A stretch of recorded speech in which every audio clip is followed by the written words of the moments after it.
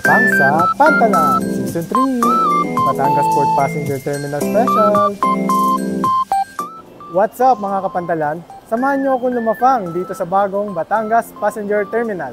Ano pa hinihintay nyo? Tara na! Kung babiyahe kayo patungo sa mga isla ng Mimaropa o kaya naman ay patungo kayo sa Visayas o Mindanao at dadaan kayo sa Batangas Port, huwag palampasin na subukan ng iba't ibang kainan dito.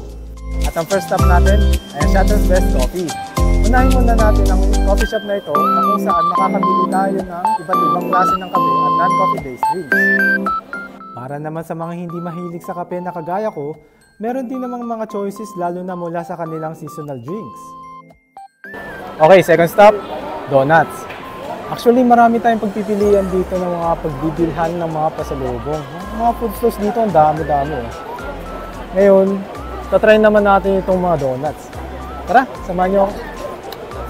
Actually, sa branch ng donuts na to, dito ko lang nakita na meron pala silang tindang chicken rice meals. Kung ayaw nyo naman ito, pwede rin naman bilang pasalubong tong mga donut.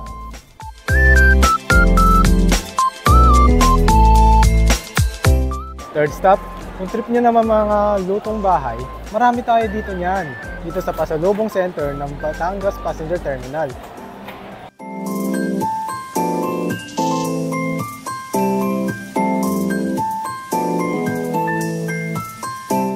Ito pa guys, kung busog na kayo sa mga rice meals, gusto nyo naman ng dessert na pampalamig ngayon tag-init, ay may ice cream tayo dito. Tara!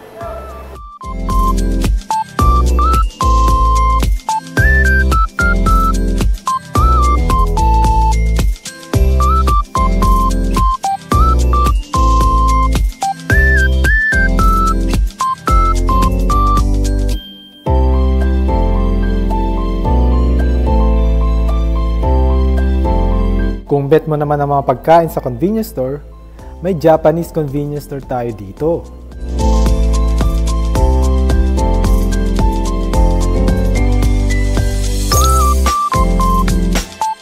At ayan mga kapantalan, sa susunod na pasyal nyo dito sa Batangas Port, may idea na kayo kung saan kayo maglalapang.